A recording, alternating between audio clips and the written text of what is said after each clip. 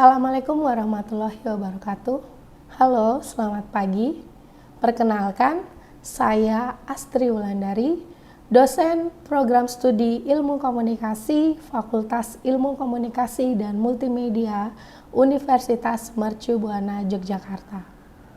Spesialisasi saya adalah mengajar mata kuliah Stakeholder Communication, konsentrasi Public Relation.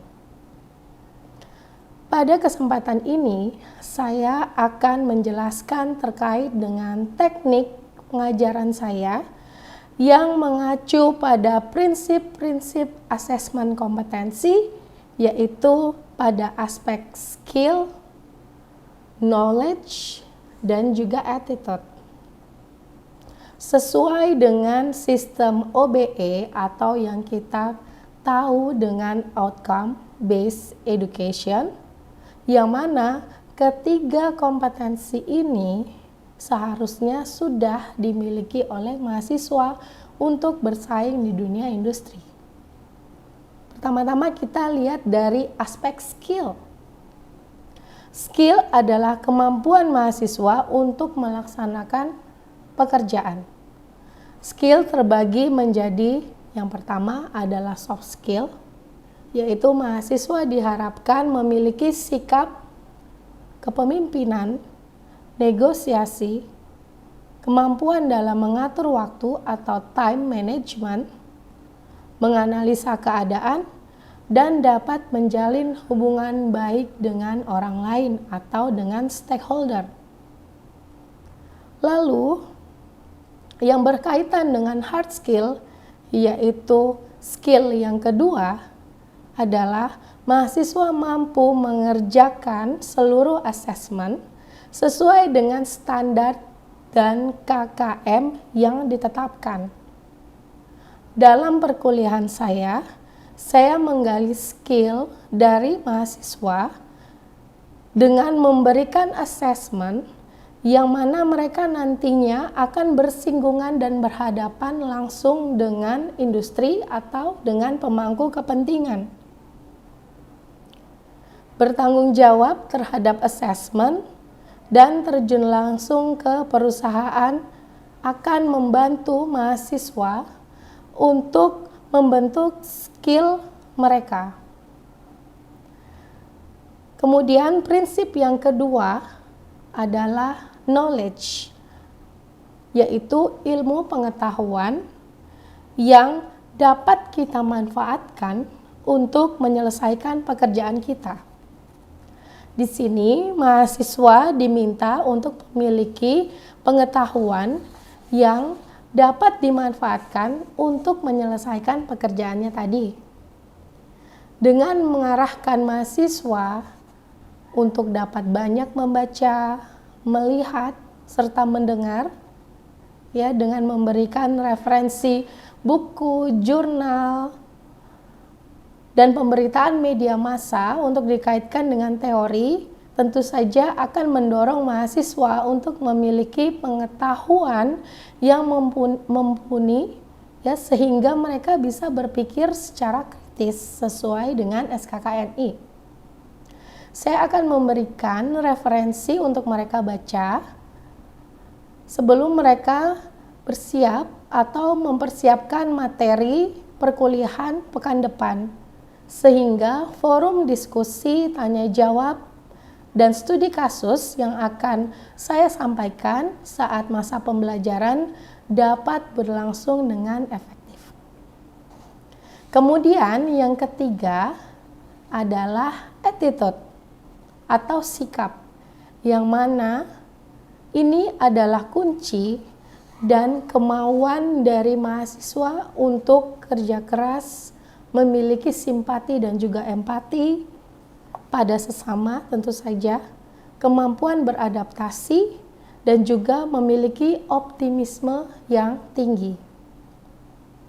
Mata kuliah ini tidak hanya mengajarkan tentang teori saja, tetapi ilmu praktis seperti attitude juga sangat dibentuk. Karena apa? Karena mahasiswa di sini harus dibekali dengan pembentukan sikap dan juga pandangan bahwa Etika dan sikap adalah pelengkap dari kompetensi yang menjadi kunci sukses mereka. Tanpa etika, maka skill dan knowledge tidak akan menjadi lengkap atau tidak akan bernilai apapun. Oleh sebab itu, saya sangat mengedepankan kedisiplinan dan hal-hal lainnya yang tentu saja dapat menunjang performa mahasiswa tidak hanya di kelas tetapi juga di hadapan publik. Stakeholder communication adalah mata kuliah wajib pada konsentrasi public relation, di mana mata kuliah ini tidak hanya membahas tentang terminologi pemangku kepentingan yang kita tahu telah menjadi kebiasaan yang semakin umum ya di kalangan internasional, tetapi juga membahas komunikasi yang efektif terhadap pemangku kepentingan atau stakeholder, yang mana itu akan menjadi kunci utama dalam proses keterlibatan pemangku kepentingan untuk menciptakan pesan yang efektif. Oleh sebab itu, dalam mempersiapkan komunikasi tersebut, maka dibutuhkan metode komunikasi yang tepat dengan para pemangku kepentingan untuk memudahkan kita dalam mengidentifikasi stakeholder. Dengan mata kuliah stakeholder communication ini, mahasiswa diharapkan mampu memahami beberapa hal seperti memiliki pandangan yang lebih luas tentang pentingnya komunikasi untuk mengidentifikasi pemangku kepentingan. Yang kedua, mempersiapkan komunikasi yang efektif sebagai salah satu tahapan dalam lobby dan negosiasi.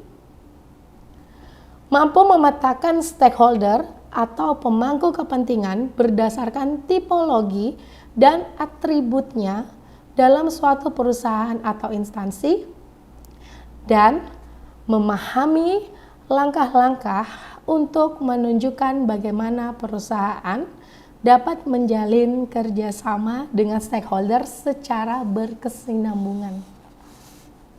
Untuk mencapai poin tersebut, mahasiswa akan diberikan topik-topik selama 14 kali pertemuan dengan menggunakan media luring atau secara tatap muka.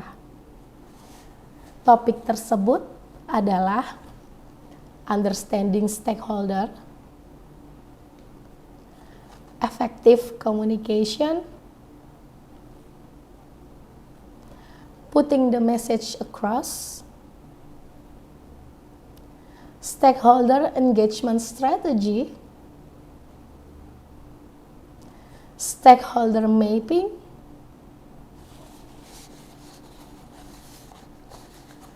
preparation and engagement, stakeholder engagement process, current stakeholder in practice, how to engage stakeholder towards meaningful engagement, the benefit of stakeholder engagement, conducting a stakeholder analysis, and preparing for successful engagement. Sebagai referensi dalam pengajaran mata kuliah ini, saya menggunakan Stakeholder Theory, The State of the Art dari R. Edward Freeman dan kawan-kawan, serta buku Komunikasi Pemangku Kepentingan atau Stakeholder Communication yang saya tulis pada tahun 2020 berdasarkan hasil riset, observasi, dan juga modul selama perkuliahan.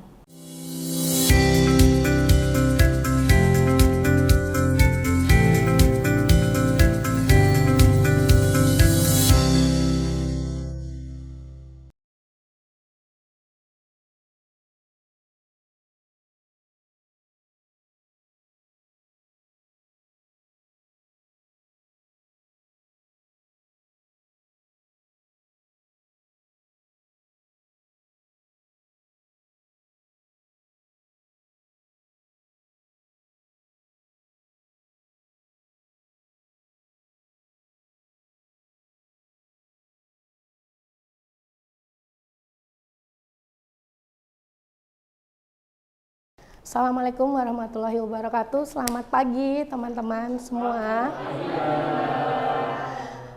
Dari suaranya sih semua dalam keadaan sehat dan semangat ya. Amin. Oke. Senang sekali kita sudah hadir di kelas kali ini dalam mata kuliah Stakeholder Communication ya. Kita sudah memasuki minggu ketiga. Di minggu hari ini ya, di kali ini kita akan membahas tentang understanding stakeholders. Tapi sebelum saya masuk ke materi pekan ini, saya ingin bertanya dulu, siapa yang masih ingat tentang materi kita minggu lalu? Saya, Mbak. Silakan Nadia. Yaitu mengenai elemen vital dalam konten dan waktu dari komunikasi yang efektif. Seperti KISS, Mbak, yaitu keep it short and simple, di mana isi pesan tersebut harus akurat atau relevan sesuai dengan audiens yang kita punya, Mbak. Oke, terima kasih banget Nadia. Siapa lagi yang masih ingat terkait dengan materi kita minggu lalu? Ya, Mbak. Silakan Yud. Dalam komunikasi itu ada tiga tingkatan. Yang pertama itu kita harus paham isi pesan yang akan kita sampaikan. Yang kedua itu kita harus pedannya to the point. Yang ketiga itu kita harus kasih kesempatan lawan bicara kita buat ngomong dan menanggapi apa yang udah kita komunikasikan itu, Mbak. Oke, tepat sekali ya teman-teman. Di minggu lalu kita membincangkan atau mendiskusikan tentang komunikasi yang efektif. Sebelum saya masuk lagi ke materi, apakah masih ada yang ingin bertanya terkait dengan materi minggu lalu? Silakan Mas Carlos ya. Perkenalkan, nama saya Carlos, Minister 18/1999. Mohon maaf Mbak, saya ingin bertanya. Kemarin saya sempat membaca beberapa referensi terkait bagaimana menciptakan komunikasi yang efektif.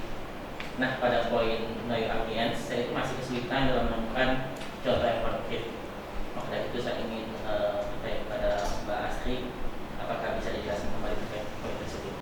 Oke, terima kasih Mas Carlos. Baik, saya akan jelaskan kembali ya teman-teman terkait dengan know your audience dalam perspektif komunikasi yang efektif. Seperti saat kita, ya seperti teman-teman lah, saat teman-teman sedang ngobrol sama teman sebaya, atau dengan orang yang lebih tua, atau dengan orang yang lebih tua tapi tidak kalian kenal, pasti kalian harus menyesuaikan bahasa kalian, gestur kalian, ya, mimik kalian, seperti itu. Sama dengan di dalam stakeholder communication. Ketika kita berhadapan dengan audiens kita, dengan lawan bicara atau dengan pemangku kepentingan, pastinya selain memilih metode komunikasi yang tepat, kita juga harus mempelajari terlebih dahulu siapa lawan bicara kita. Ya, jadi di dalam perusahaan itu dia siapa? Ya, apakah dia manajer, apakah dia staff, atau apakah dia CEO? Dan tentu saja kita harus menyesuaikan itu. Ya, selain to the point yang disampaikan oleh Mas Yuda dan Mbak Nadia tadi. Apakah sudah jelas sampai di sini Mas Carlos? Sudah jelas, Mbak. Terima kasih. Oke, terima kasih.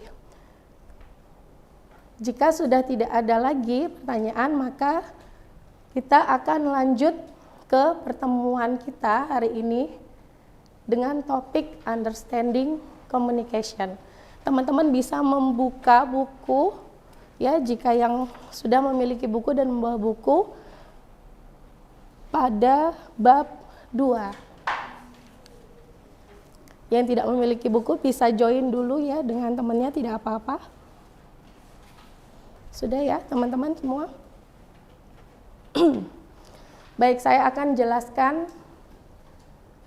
pertama-tama terkait dengan stakeholders can be defined as. Jadi kita bagaimana melihat pemangku kepentingan atau stakeholder dulu secara general ya, dalam garis besarnya. Stakeholder itu siapa saja yang mempengaruhi atau dipengaruhi oleh organisasi kita. Ya, jadi kalau teman-teman berada dalam satu corporate, dalam satu perusahaan ya, yang mempengaruhi dan dipengaruhi itu adalah stakeholder atau disebut dengan pemangku kepentingan.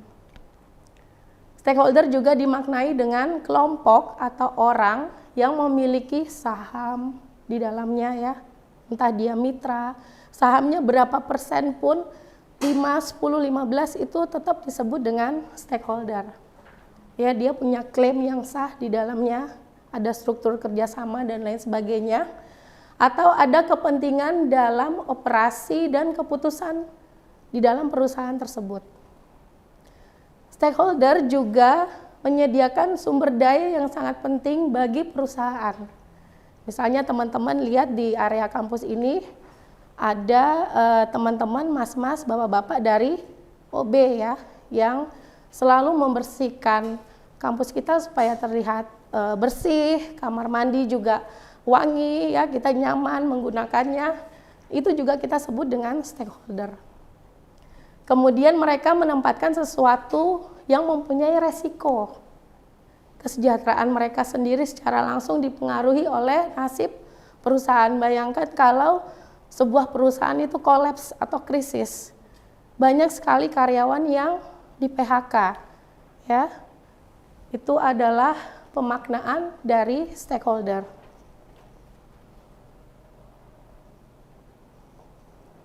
Lalu kita masuk ke core value-nya dari stakeholder participation. Stakeholder harus memiliki suara dalam keputusan tentang tindakan yang dapat mempengaruhi kehidupan atau lingkungan penting mereka. Ya, kemudian partisipasinya juga mencakup janji bahwa kontribusi stakeholder itu mempengaruhi keputusan tersebut. Jadi ketika sudah bermitra, sudah engage, ya, punya saham berapapun, ya suara mereka itu patut untuk didengar. Jangan karena dia cuma 5% saham, kemudian dia tidak pernah ikut andil di dalamnya. Kemudian partisipasinya itu mendorong keputusan yang berkelanjutan. Stakeholder itu harus punya kerjasama jangka panjang, teman-teman ya. Partisipasi stakeholder itu mencari dan memfasilitasi keterlibatan yang berpotensi. Sudah pasti kalau kita menjalin kerjasama harus win-win solution kan. Lalu partisipasi stakeholder itu mencari masukan dari peserta untuk merancang supaya jalannya lebih baik terus menerus. Kemudian partisipasinya juga memberi peserta informasi yang mereka butuhkan untuk berpartisipasi dengan cara yang berarti. Jangan selalu menebarkan informasi yang setengah-setengah atau kebenarannya tidak bisa dilihat gitu. Yang terakhir, partisipasi stakeholder mengkomunikasikan kepada peserta bagaimana masukan mereka mempengaruhi keputusan tersebut. Ya, seperti itu tadi ya. Jangan sampai ada stakeholder yang tidak pernah terlibat, atau jangan-jangan ada stakeholder inti yang suaranya itu tidak pernah didengar.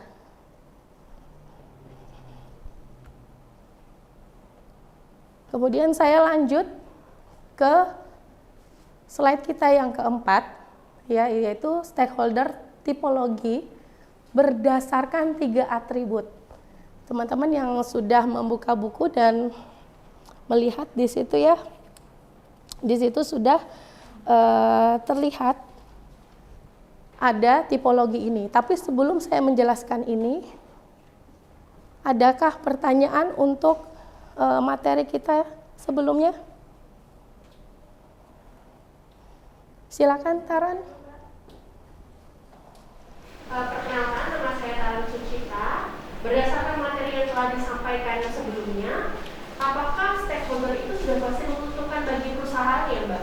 Terima kasih. Oke, terima kasih Taran. Pertanyaan yang sangat menarik ya. Mungkin ada dari teman-teman yang ingin menanggapinya terlebih dahulu. Aku mau coba jawab. Oke. Ya, kalau menurutku namanya stakeholder atau pemangku kepentingan ini sebagai ya yang menguntungkan perusahaan. Karena untuk jangka panjangnya akan lebih menguntungkan perusahaan. Ya, terima kasih Mas Steph ya. Seperti pertanyaan Taran tadi dan sudah ditanggapi oleh Mas Steph, memang benar stakeholder itu sebisa mungkin kalau dalam praktisnya ya harus saling menguntungkan. Kalau misalnya ya, saya kasih contoh di dalam dunia kampus seperti itu. Kampus itu bisa melaksanakan kerjasama dengan kampus lain ya, berupa MOU, tetapi tidak hanya berhenti di situ, harus ada implementasi untuk menguntungkan kedua belah pihak. Ya, kalau misalnya arahnya ke branding, ya kedua kampus ini sama-sama jalannya atau memiliki hasil dari branding yang bagus itu tadi, ya seperti itu. Oke, kita lanjut dulu terkait dengan tipologi pemangku kepentingan ini. Jika dilihat dari gambar, dan teman-teman yang sudah membuka buku ya, bisa melihatnya. Teman-teman bisa di situ membaca ringkasan materinya, sudah sangat jelas. Dan teman-teman juga bisa mengakses modul di e-learning teman-teman. Di situ juga sudah ada. Kita akan review sedikit tentang ini. Dari gambar ini terlihat ada power, legitimasi, dan juga urgensi. Kemudian di dalamnya teman-teman bisa melihat ya, di situ ada dormant, discretionary, demanding, dominan, dangerous, dependent, dan juga definitif. Inilah yang disebut dengan jenis-jenis stakeholder.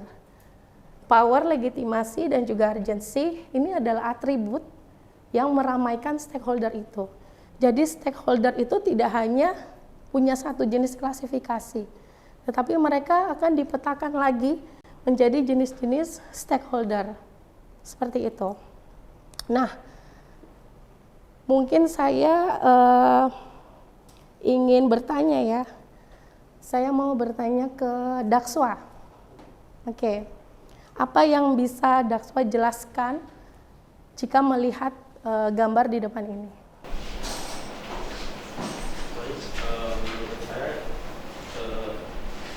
yang saya lihat adalah stakeholder memiliki, yang menurut saya stakeholder memiliki tipologi stakeholder dan memiliki atribut, yakni ada 3, ada urgensi, legitimasi, dan power.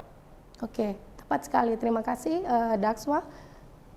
Kemudian ada lagi yang ingin bertanya atau menanggapi terkait dengan bagan kita ini atau tipologi kita ini?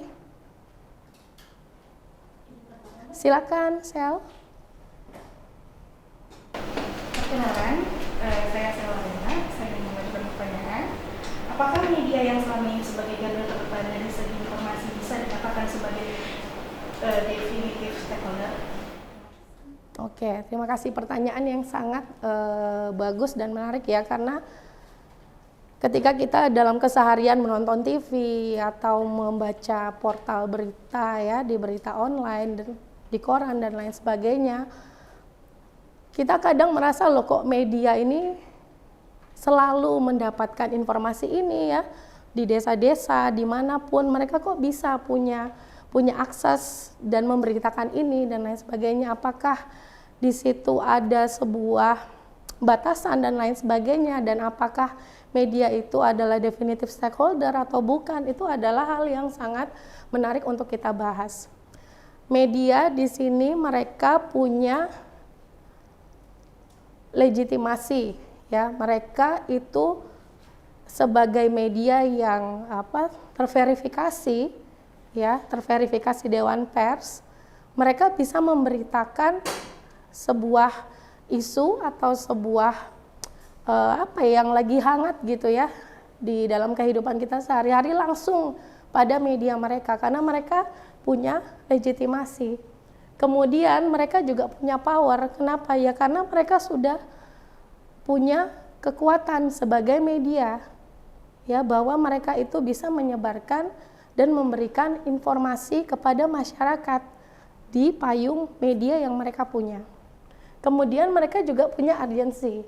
Ketika mereka merasa bahwa publik harus tahu, ini harus di-share ke masyarakat, ya mereka akan menayangkan berita tersebut. Kadang kita merasa beritanya receh atau beritanya terlalu nggak penting gitu, tapi semua punya nilai berita. Berita kan tidak harus berita yang membuat kita cemas, membuat kita takut gitu ya. Tetapi berita-berita yang ibaratnya bisa membuat kita tertawa, bahagia, atau berita-berita yang mungkin di pelosok sana yang kita tidak tahu, walaupun itu receh, tapi kita jadi tahu. Sehingga kita bisa menceritakan kembali ke orang yang tidak tahu. Nah, itulah fungsi dari media. Oleh sebab itu betul sekali Sela ketika media itu disebut dengan definitive stakeholder, karena punya 3 atribut ya, ada power, legitimasi, dan juga punya urgency. Oke, ada lagi yang ingin ditanyakan teman-teman? Oke, baik. Jika sudah tidak ada yang ingin tanyakan, kita akan mereview kembali materi kita di minggu ini ya. Mungkin saya akan bertanya ke Dimas, hadir? Oke, Dimas. Apa yang dimaksud dengan tipologi atau atribut dari power, Dim? Baik, terima kasih. Tipologi power itu adalah identik dengan kekuasaan atau kekuatan. Contohnya seperti stakeholder A yang memberikan kekuatan terhadap stakeholder B untuk melakukan sesuatu. Oke, tepat sekali. Ya, terima kasih Dimas ya. Kemudian coba Nikita hadir? Oke. Oke, Nik, apa yang dimaksud dengan legitimasi, Nik? Legitimasi stakeholder itu bisa dibangun secara sosial dan normatif, Mbak. Dia juga memiliki kekuatan moral sehingga dia bisa diterima dengan sendirinya, seperti itu. Oke, tepat sekali ya. Kemudian yang terakhir, siapa yang bisa menjawab apa yang dimaksud dengan urgency? Silakan, Fatima. Sesuatu yang bisa sensitif terhadap waktu dan harus segera dilakukan. Terima kasih. Oke, tepat sekali ya. Terima kasih, Fatima. Satu lagi pertanyaan dari saya sebelum kita lanjut lagi. Stakeholder mana yang memiliki 3 atribut power, legitimasi, dan juga urgensi? Siapa yang bisa menjawab?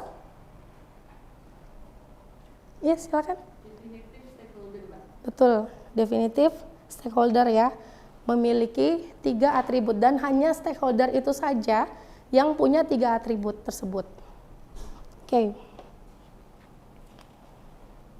Kemudian kita lanjut ke slide kita. Pasti mendebarkan ya, karena ini adalah assessment. Assessment ini bentuknya adalah mini riset ya, teman-teman. Ini adalah tugas kelompok maksimal 3 orang. Ya. Kemudian hasil research ini harus dipresentasikan di pekan depan. Ya, sebagai penilaian dari assessment 1 atau ASN 1.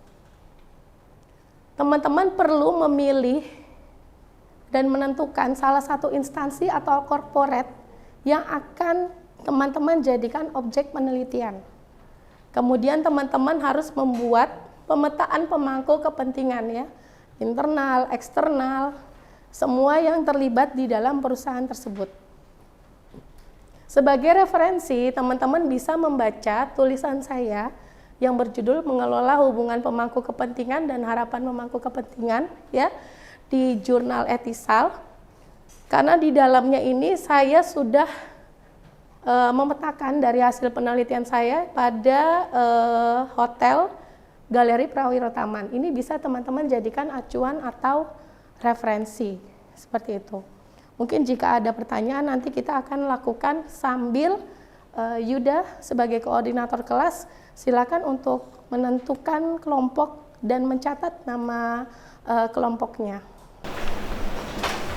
Maaf Mbak, sebelumnya saya mau bertanya dulu, untuk perusahaan tempat yang melakukan observasi ini apakah ada kriteria atau spesifikasi khusus Mbak? Oke, terima kasih Nadia. Tadi saya lupa untuk menyampaikan ya teman-teman, instansi yang kalian pilih itu silakan bebas.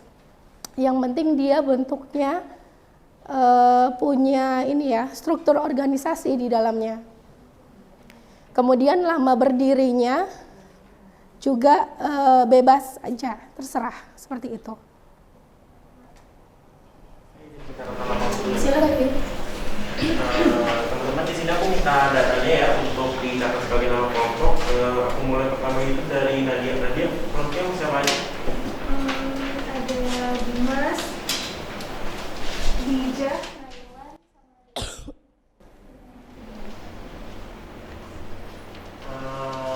Intan, kelompoknya siapa aja? Arai, Raga, sama Lili.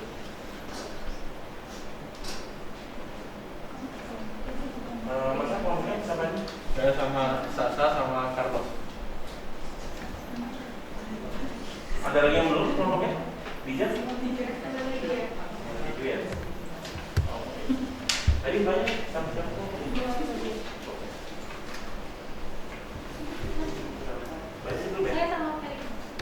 Kali. Ada yang belum? Arif, sama siapa? Sama Anda.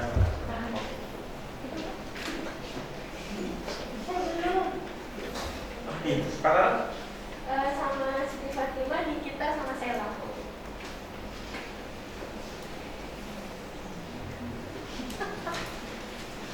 sudah semua ya?